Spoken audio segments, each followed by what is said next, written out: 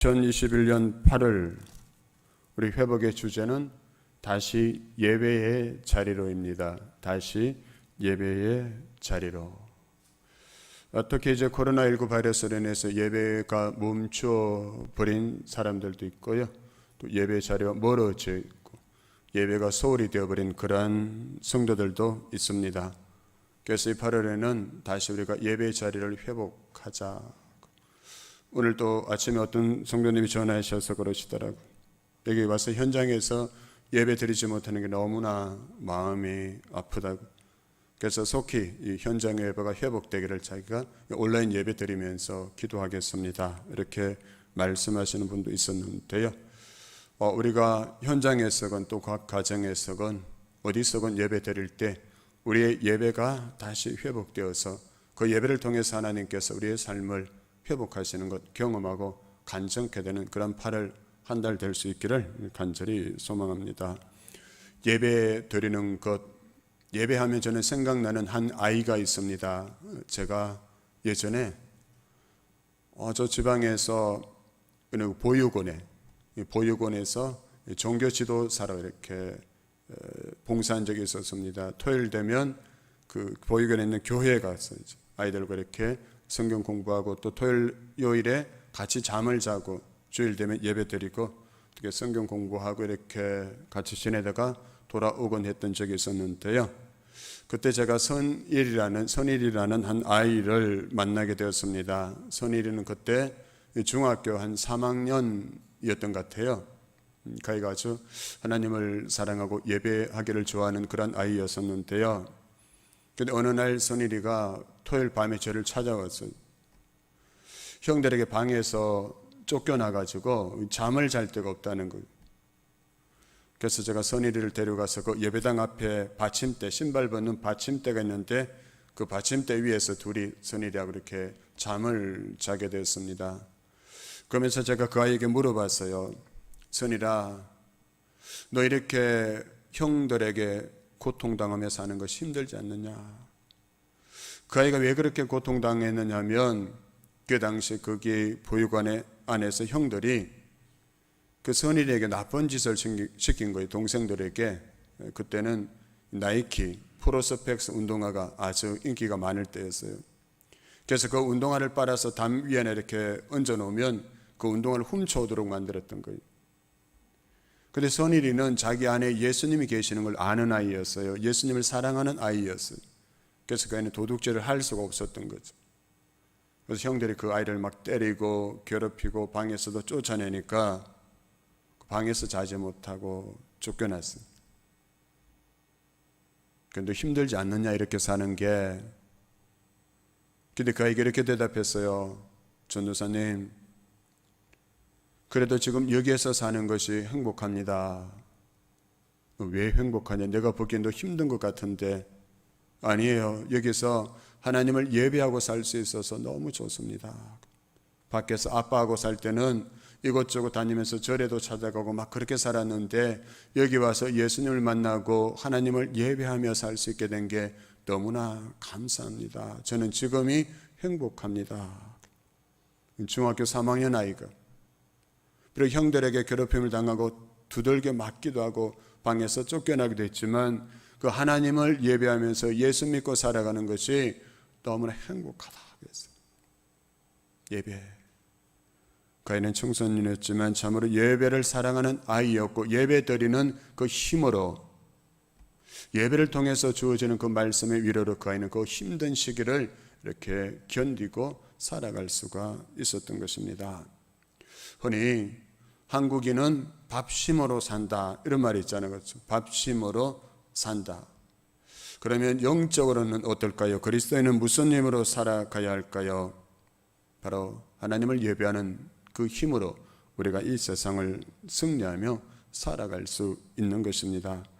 여러분, 우리가 하나님을 만나는 여러 방법이 있지만 그 중에서 가장 좋은 방법이 바로 예배인 것입니다. 예배는 하나님을 만나는 아주 보편적이고 일반적인 통로가 바로 예배인데요. 그래서 그리스도인에게 예배는 무엇보다 중요하고 또 중요한 것입니다. 그래서 A.W. 토저는 이렇게 말합니다. 예배에 실패한 그리스도인은 모든 인생에 실패한 것이다. 즉 그리스도인에게 실패라는 것은 예배 속에서 하나님의 영광을 온전히 체험하지 못할 때 오는 것이다. 이렇게 말했어요. 예배 가운데 하나님의 영광을 온전하게 체험하지 못하면 그리스도인은 실패한 인생을 살아갈 수밖에 없게 된다 했습니다. 예배 드릴 때 하나님의 임재와 영광을 체험하는 것 너무나 중요하다는 것이죠. 어느 목사님이 부흥의 강사로 초청받아서 이제 가고 있었습니다. 그런데 그날은 비가 억수같이 쏟아지고 있었어요. 그래서 그 목사님이 차를 운전해서 가면서 이런 생각을 했답니다. 오늘은 비가 이렇게 억수같이 쏟아지니까 성도들이 많이 오지 않고 그렇게 되면 이 부흥회는 실패한 부흥회가 되겠구나. 그런 생각을 하면서 운전을 하고 가는데 하나님께서 그 목사님의 마음속에 이렇게 말씀하신 것 같아요. 너는 왜 사람들이 많이 올지 안 올지 그것만 생각하고 나의 임재는 생각하지 않느냐. 그 예배 가운데 내가 함께 할지 안 할지 그것은 생각하지 않고 사람들이 많이 올 것인가 안 올 것인가 그것만 생각하고 하나님의 임재가 없어도 나의 임재가 없어도 사람들만 많이 모이면 그 예배는 성공한 예배고 하나님의 임재가 있어도 사람이 적게 모이면 그 예배는 실패한 예배냐 그렇게 물으시는 것 같더래요. 여러분 어떻습니까? 우리도 그렇게 생각할 수 있잖아요. 그렇죠? 사람들이 많이 모이면 그 예배는 그 집회는 성공한 것이고 하나님의 임재가 있건 없건 어느 날 교회에서 예배를 마친 후에 한 아이가 그 교회 학교에서 이제 예배 마친 후에 기도하는데 이렇게 기도하더래요. 하나님 오늘은 선생님들과 아이들과 함께 참 즐거운 시간을 보냈습니다. 그런데 하나님도 함께 하셨으면 참 좋았을 것 같습니다. 그 아이가 아이들 친구들 모여서 선생님들과 예배 드리고 이런저런 분반 공부하고 게임하고 하면서 참 좋은 시간을 보냈는데 근데 그 아이는 그 예배 시간 속에서 그 모임 가운데서 하나님을 경험하지 못한 거예요. 그래서 아쉬웠다는 거죠. 하나님 우리는 좋았는데 하나님도 함께 하셨으면 참 좋을 뻔했습니다. 여러분 우리는 어떻습니까? 우리는 예배 때마다 무엇을 기대하십니까? 여러분 오늘 무엇을 기대하고 예배 자리로 나오셨습니까? 정말 예배 드리는 가운데 하나님의 임재, 하나님의 영광을 기대하고 사모하는 마음을 가지고 예배 드려보신 적이 있으십니까? 하나님 내가 오늘 예배하는 그 자리에서 하나님을 만나기를 원합니다. 하나님을 만나는 그 경험이 나에게 있기를 원합니다. 그 마음으로 예배 드려보신 적이 여러분 있으십니까? 우리 그 마음으로 예배를 드려야 돼요. 예배 드리는데 하나님의 영광을 경험하는 것, 하나님을 만나는 그 경험이 너무나 중요하기 때문이죠. 여러분 제가 목회를 하면서 이 성도들을 통해서 알게 된 사실이 있는데요. 예배가 겉돌면 자꾸 나빠지는 것을 보게 되고 참된 예배가 드려지면 그 사람은 자꾸 좋아지는 것을 보게 되는 것입니다. 그래서 예배 시간에 하나님을 만나지 못하면 내가 10년, 30년, 50년을 예배를 드려도 예배 횟수는 시간은 늘어가지만 내 삶은 그대로일 수 있다는 것이죠. 하나님을 만나지 못하면 내가 변하지 않는다는 것이죠.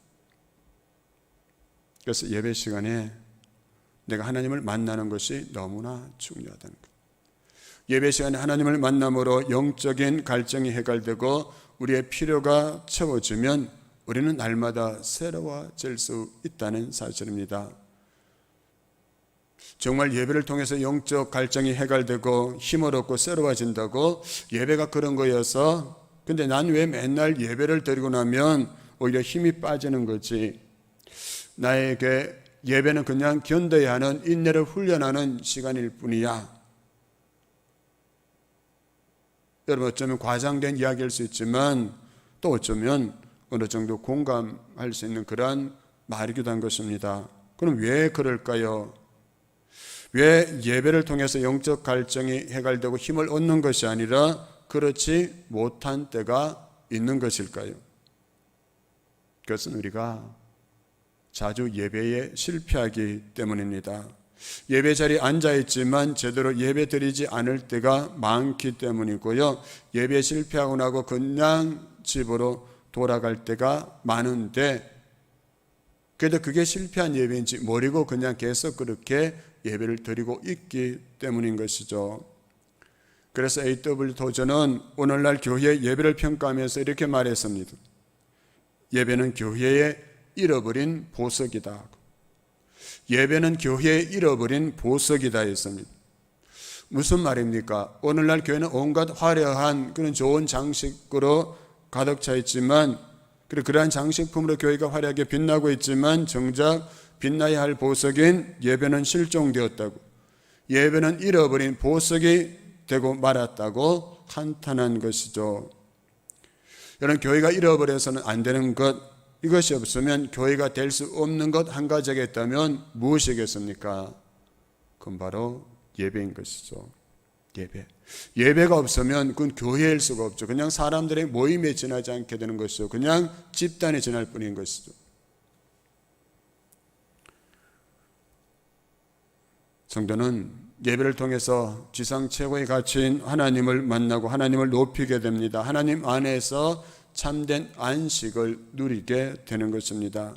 두려움과 슬픔과 부정적인 생각을 가지고 예배 자리에 왔을지라도 하나님을 만나는 경험을 함으로 그 모든 부정적인 생각을 걷어내고 하나님의 마음을 마음에 채우고 세상으로 돌아가게 되고 그 마음으로 세상을 살아가게 되는 자리가 바로 예배의 자리인 것입니다.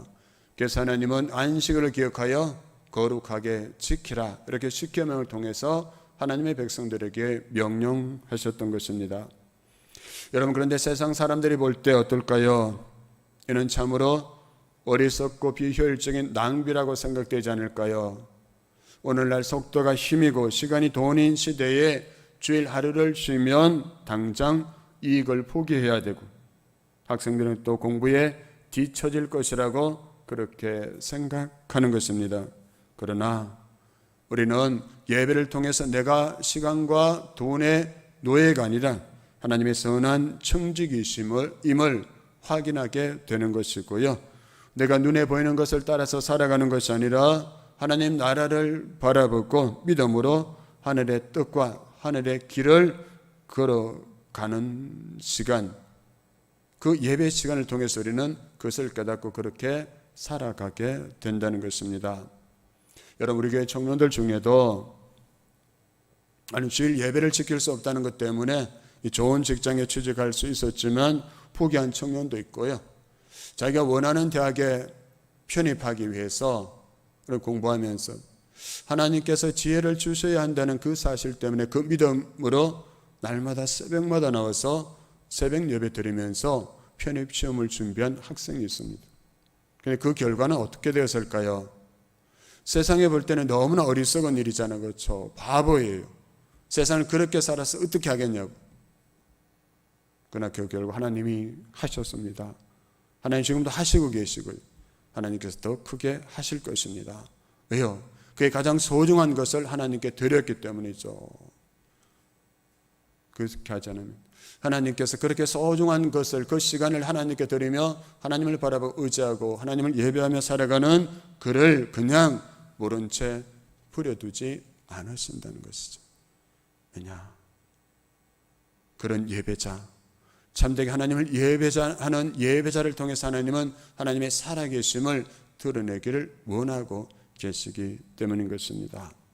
그렇다면 우리 교회와 나 자신은 하나님께서 우리 믿는 자에게 주신 이 예배라는 보석을 어떻게 관리하고 있는지요? 여러분은 이 예배라는 이 보석을 어떻게 관리하고 있으십니까? 예배라는 이 보석을 귀중하고 가치 있게 잘 사용하고 있느냐는 질문인 것입니다. 특히 코로나19로 인해서 여러분 예배 가치가 점점 잃어져가는 그런 모습을 우리가 보고 있습니다. 그래서 저는 이번 8월 달에 우리 교회와 온 성도들이 다시 예배의 자리로 예배를 회복하기 위해서 함께 기도하고 나아갈 때 우리 교회 예배가 회복되고 각 성도들의 예배가 회복되고 가정의 예배가 회복되어서 그 회복을 통해서 역사하시는 하나님을 경험하고 간증케 될 수 있기를 소망하며 8월 한 달을 또 살아갈 수 있길 바랍니다.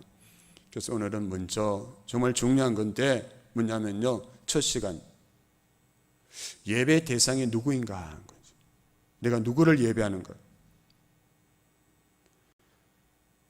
내가 매 주일마다 예배 드리는 그 대상이 누구인지에 대해서 먼저 살펴보도록 하겠습니다.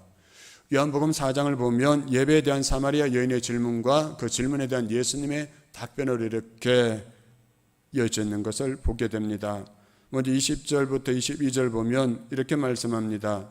우리 조상들은 이 산에서 예배하였는데 당신들의 말은 예배할 곳이 예루살렘에 있다 하더이다. 예수께서 이러시되 여자여 내 말을 믿어라. 이 산에서도 말고 예루살렘에서도 말고 너희가 아버지께 예배할 때가 이르리라. 너희는 알지 못하는 것을 예배하고 우리는 아는 것을 예배하노니. 여러분, 사마리아 여인이 무엇을 질문했습니까? 내가 어디에서 예배 드려야 합니까? 저 거리심 산입니까? 아니면 당신들이 말하는 예루살렘에서 예배를 드려야 합니까? 어디서 예배를 드려야 하나님이 받으십니까? 이 예배 장소에 대한 질문을 그녀가 하고 있는 것입니다. 어디서 예배를 드리는 것이 중요합니까? 그녀의 이 질문은 그녀의 인생에 있어서 가장 지금 중요한 것을 질문하고 있다는 것인데요. 이 여인이 어디서 예배를 드려야 하는지 모르고 있다는 것은 지금까지 예배 중에 하나님을 만나는 경험을 한 적이 없다는 것을 말하고 있는 것입니다. 만약 그녀가 예배 중에 하나님을 만나는 경험을 했더라면 하나님이 어디서 예배를 받으시는지 물을 필요가 없었다는 것이죠. 그러나 어디서 예배를 드려야 하는지 묻는다는 것은 아직까지 그녀가 예배 가운데, 제사 가운데 하나님을 만나는 경험을 하지 못했다는 것입니다. 근데 여러분, 이 사마리아 여인의 문제는 바로 여기에서 비롯되었다는 사실입니다. 하나님을 만나지 못했기에 인생에 목마름이 왔고 그 목마름이 어디로부터 왔는지 알지 못했기에 그 갈증을 해결하기 위해서 그 여인이 붙잡은 것이 무엇이었습니까? 바로 남편이었습니다. 이 여인은 남편을 잘 만나면 내 인생의 갈증이 해결될 것이고 남편만 잘 만나면 내 인생이 행복할 것이라 이렇게 생각했던 것입니다. 그래서 지금까지 남편이 5명이나 있었고요. 지금도 다른 남자와 동거를 하고 있었던 것입니다. 남편만 잘 만나면 내 인생의 갈증이 해결될 것이다. 그렇게 생각했다는 것이죠. 여러분, 그런데 이 여인의 문제가 수십 가지를 할지라도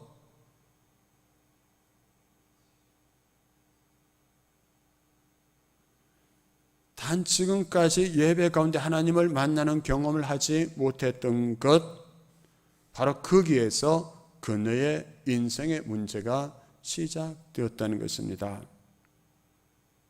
참된 하나님을 만나는 경험이 없었기에 다른 것으로 인생의 그 공허함을 채우려 하다가 보니까 문제가 점점 커지게 되었던 것이죠. 그런 사마리아 여인이 이제 예수님을 만나서 예배의 장소에 대해서 질문했는데 예수님은 예배의 대상이 누구냐에 대해서 그녀에게 가르쳐 주고 있습니다. 23절 24절입니다. 아버지께 참되게 예배하는 자들은 영과 진리로 예배할 때가 오나니 곧 이때라.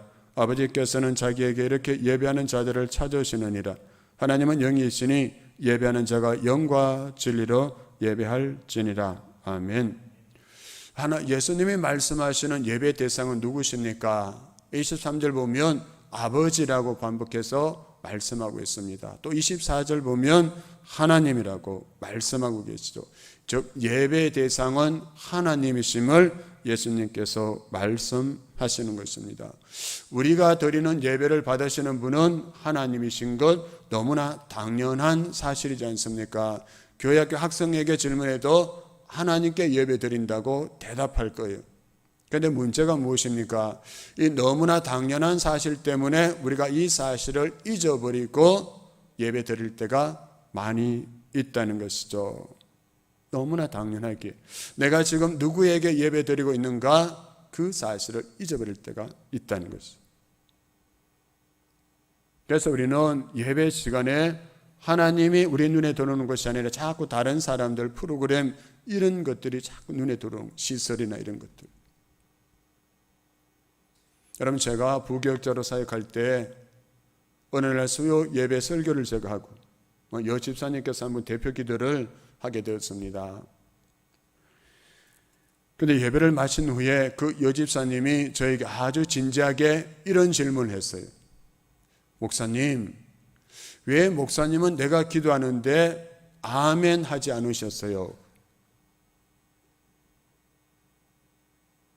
내가 그렇게 열심히 기도를 준비해서 수요 예배 기도를 했는데 왜 목사님이 여기 뒤에 앉아 있으면서 아멘 하지 않느냐고 그게 서운했던 거예요. 아주 당황스러웠어요. 어떻게 대답했는지 지금 기억이 안 나요. 이렇게. 여러분 기도는 누구에게 하는 것입니까? 하나님께 하는 거잖아요. 그렇죠? 그럼 기도 드릴 때도 누구에게 집중해야 합니까? 하나님께 집중해야 되잖아요. 그런데 그 집사님의 마음이 온통 이 목사가 내가 기도할 때 아멘 하느냐 안 하느냐 거기에 집중되어 있었다면 그 기도는 하늘로 올라가는 것이 아니라 어디로 갔을까요? 길을 잃어버리지 않았을까? 그 생각 들더라고요. 그런데 이게 여러분 그 집사님만의 문제이겠습니까? 오늘 하나님을 예배하는 우리의 시선은 어디를 누구를 향하고 있습니까? 요즘 많은 예배학자들이 현대 예배가 자꾸 쇼처럼 되어간다 이렇게 걱정하고 있어요. 예배가 아니라 쇼처럼 TV에서 쇼하는 것처럼 자꾸 그렇게 화려하고 시각적인 그런 것들만 자꾸 이렇게 보강해서 예배가 아니라 쇼가 되어간다.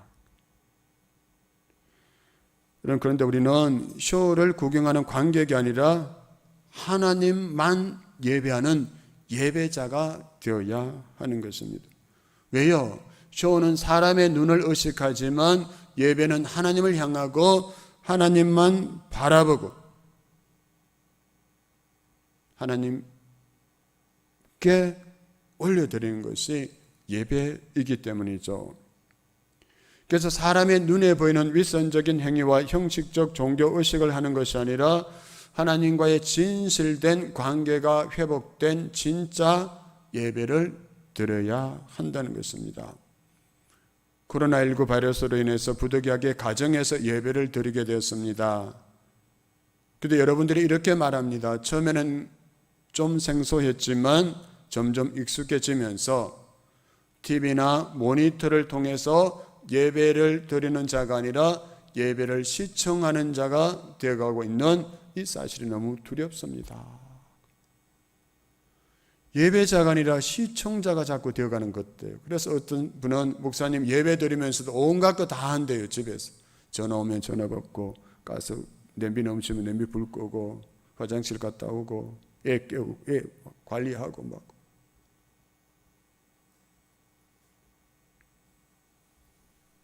우리는 가정에서건 이 예배당에선 예배 드리건 우리는 진정한 예배자가 되어야 된다. 하나님만 예배하는 예배자. 물론 우리가 지금도 우리 성도들 가운데도 이 현장에 나와서 예배 드리지 못하고 가정에서 예배 드려야 하는 그 마음의 답답함이 있지만 그래도 예배 드리는 장소는 달라져도 예배 드리는 본질은 그대로 있어야 하는 것이죠. 그래서 요한복음 4장 21절에서 이렇게 말씀합니다.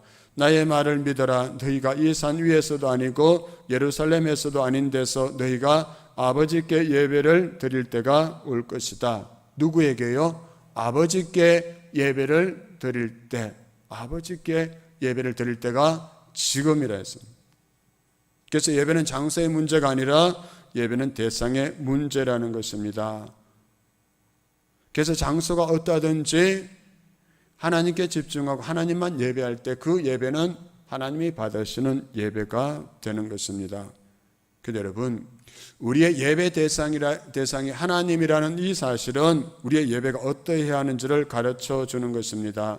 또한 이 사실은 우리의 예배에서 무엇이 필요한지를 알게 하는 것입니다. 우리가 하나님을 예배할 때 무엇이 필요한가요? 최신 음향시설, 여러 종류의 악기들, 편안한 의자, 시원한 바람이 쌩쌩 나오는 에어컨, 물론 이런 것들이 다 갖추어져 있으면 좋지요. 꼭 또 예배 드리는데 이런 것들이 필요한 것이기도 합니다. 하지만 이런 것 자체가 예배의 본질적인 요소는 아니라는 것입니다. 우리는 예배의 대상이 하나님이시니까 하나님을 알아야 하고요. 그 하나님이 받기를 원하시는 예배가 어떤 예배인가를, 하나님이 찾으시는 예배자가 어떤 사람인가를 우리가 알고 그 하나님을 예배해야 한다는 것입니다. 그래서 우리는 오늘 24절도 보면 하나님은 영이시니 예배하는 자가 영과 진리로 예배할지니라 하셨습니다. 영과 진리로 예배하는 자. 좀 우리 교회에 이만하면 굉장히 시설이 아주 훌륭합니다. 그렇죠? 여러분 훌륭하죠? 안 훌륭하세요? 너무 훌륭한데 이 시설이. 그래서 사람들은 자꾸 예배당 건물이 더 화려하면 사람들이 많이 올 것이다. 예배당 건물이 화려한데 모든 것이 다 갖춰진 거기서 예배를 드리면 사람들이 더 집중해서 하나님께 예배 드리고 하나님이 그 예배를 기뻐 받으실 것이다. 이런 생각을 하는데요. 제가 신학교 다닐 때 제 친구가 저 대구 거기 좀 변두리에서 교육전도사로 사역했어요. 근데 그 교회는 정말 깡통교회 같은 그런 교회였어요. 그다음 외적으로 보면 저런 교회는 너무 시설이 불편하니까 아이들이 오지 않을 것이다 이런 생각할 수밖에 없는 그러한 교회였는데, 그런데 놀랍게도 그 교회 안에 많은 아이들이 있었어요. 그 근방에 있는 많은 아이들이 그 불편하고 초라한 거기에 와서 하나님을 예배했다는 거예요. 왜요?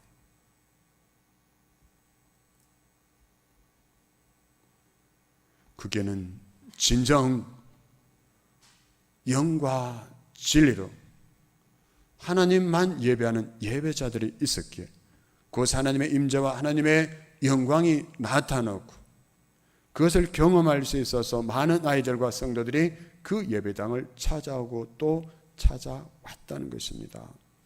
그래서 우리가 예배에서 정말 중요하게 생각할 것은 물론 이런 시설도 갖춰줘야 하지만 그 무엇보다 중요한 것은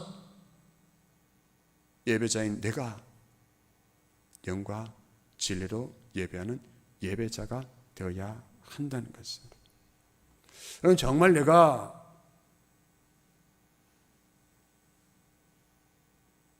영과 진리로 하나님을 향하고 하나님께 드리는 예배자가 되어 있다면 다른 사람이나 다른 시설들이 자꾸 눈에 들어올까요?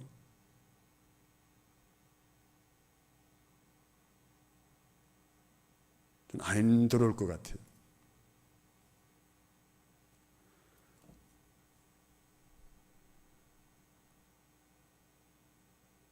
그럼 성경에 나오는 인물 중에 대표적인 예배자를 꼽으라면 저는 다윗을 말하고 싶습니다. 다윗은 하나님의 마음에 합한 사람이었고 하나님만 예배하는 예배자였습니다. 사무엘하 6장 13절 보면 이런 말씀이 나옵니다. 다윗은 주의 궤를 맨 사람들이 6걸음을 옮겼을 때에 행렬을 멈추게 하고 소와 살찐 양을 제물로 잡아서 바쳤다 했습니다. 무슨 말인가 하면 다윗이 오베데돔의 집에서 하나님의 법궤 그 언약궤를 옮길 때에 그 모습을 이렇게 기록하고 있는 것입니다. 여러분, 그런데 여기에 자세히 살펴보면 참 기가 막힌 장면이 나오는데 다시 한번 띄워주실래요? 그 본문을요. 그럼 저기 자세히 보시면 이제 언약궤를 메고 오벳에돔의 집에서 옮겨가는데, 출발하는데 6걸음을 옮겼을 때에 그 행렬을 멈추게 하고 소와 살찐 양을 제물로 잡아서 하나님께 제사를 드렸다. 오늘날로 치면 예배를 드렸다는 거예요. 6걸음 옮긴 후에 예배를 드렸다. 왜요? 다윗이 이전에 하나님께서 말씀하신 하나님의 규례대로 언약궤를 옮기지 않고 수레에 싣고 가다가 그 수레를 끌고 가던 소가 띠므로 그 언약궤가 떨어지려고 할 때 사람이 손에 댔어요. 떨어지지 않길래 그러다가 죽었어요. 그래서 다윗이 그 언약궤를 예루살렘으로 옮겨가지 못하고 오벳에돔의 집에 머물러 있었던 거예요. 그런데 이제 다시 그 언약궤를 하나님의 방법으로 하나님께서 가르쳐 주신 대로 그 언약궤를 옮겨갈 때 다윗이 너무나 감격해서 6걸음을 옮긴 후에 행렬을 멈추게 하고 하나님을 예배했다는 것입니다. 이것이 바로 여러분, 회복을 경험한 사람들의 감격이고 용서를 경험한 사람들의 간정이며, 이것이 하나님 앞에서 하나님을 예배하는 예배자의 깨어진 심령이어야 한다는 것입니다. 여러분, 우리의 예배는 그냥 감정적인 흥분으로 드리는 것, 눈물 몇 방울 흘리는 것이 초점이 아니라는 것이죠. 그러면 예배의 기반은 무엇이 되어야 할까요? 저는 우리가 예배의 은혜를 알아야 한다고 생각합니다. 예배의 은혜를 알아야 한다. 나 같은 자가, 나 같은 죄인이 죄 용서함 받고 하나님을 예배할 수 있다는 것이 얼마나 큰 감사고 은혜인지 알고 예배를 드리는 것.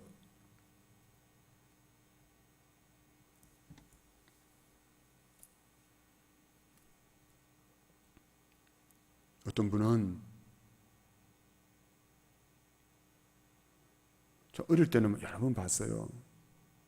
예배당에 들어와서 예배 의자에 앉자마자 눈물 흘리는 어르신들. 6일 동안 고되게 삶을 살아가다가, 온갖 세상 풍파에 시달리며 살아가다가 또 죄악 가운데 둥글고 막 살아가다가 그 주일날 하나님을 예배하는 그 예배 자리에 나왔을 때 그 감격, 그 은혜가 너무 컸어요. 그 은혜에 사로잡혀서 눈물을 흘리는 게 너무 감사했어요. 여러분, 그런 거 경험해 보셨습니까? 나 같은 죄인이 하나님을 예배할 수 있다는 것이 얼마나 큰 은혜인지요.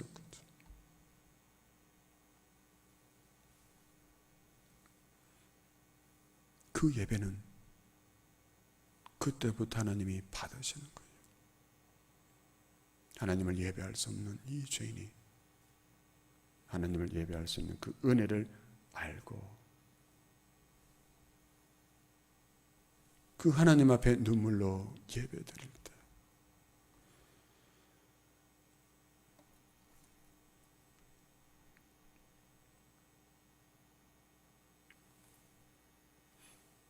여러분, 제 간증과 같은 찬양이 있습니다. 바로 우물가의 여인처럼. 여러분도 잘 아실 것입니다. 우물가의 여인처럼이라는 찬양. 가사가 이렇습니다. 우물가의 여인처럼 난 구했네 헛되고 헛된 것들을. 그때 주님 하신 말씀, 내 세매와 생수를 마셔라. 많고 많은 사람들이 찾아섰네 헛되고 헛된 것들을. 주 안에 감추인 고백, 세상 끝과 난 비길 수 없네. 오 주님 채우소서. 나의 잔을 높이 듭니다. 하늘 양식 내게 채워주소서. 넘치도록 채워주소서. 그래도 세상에서 헛되고 헛된 것들을 많이 구하며 살다 왔습니다. 그것이 내 인생의 갈증을, 내 인생의 공허함을 채워줄 수 있을 거라 생각하고, 이 사마리아 여인처럼 그렇게 살았습니다. 그러다 이제 주님을 만났습니다. 내 인생의 흑기를, 이 공허함을 채울 분은, 내 인생의 갈증을 채울 분은 예수 그리스도 뿐이심을 우리가 알게 되었습니다. 그래서 그 예수를 구하고 찾게 되었습니다. 그래서 우리에게 정말 중요한 것은 이제 하나님을 만나는 경험이 일어나는 그 예배를 회복하는 것입니다. 영과 진리로 하나님을 예배하는 참된 예배자가 되는 것입니다. 참된 예배를 통해서 하나님을 만나는 성도는 어떤 고난과 어려움도 이겨내게 됩니다. 예배를 통해서 맛보는 하늘의 이 평안은 어느 누구도 그 무엇도 빼앗을 수가 없기 때문인 것입니다. 그래서 우리는 예배를 통해서 영과 진리로 예배하는 그 예배 가운데 하나님을 만나는 경험이 일어나고 그 하나님이 주시는 위로와 그 하나님이 주시는 평안을 맛보고 그 평안을 간직하고 삶의 자리로 돌아가서 그 삶에서도 하나님을 예배하는 예배자로 살고 다음 주일에 또 예배할 때는 그 예배를 통해서 주신 삶의 예배를 통해서 주신 하나님의 은혜를 간직하고 그 간정을 가지고 와서 하나님을 예배할 수 있는 그러한 예배자의 삶을 살아갈 수 있는 저와 여러분 될 수 있기를 간절히 소망합니다.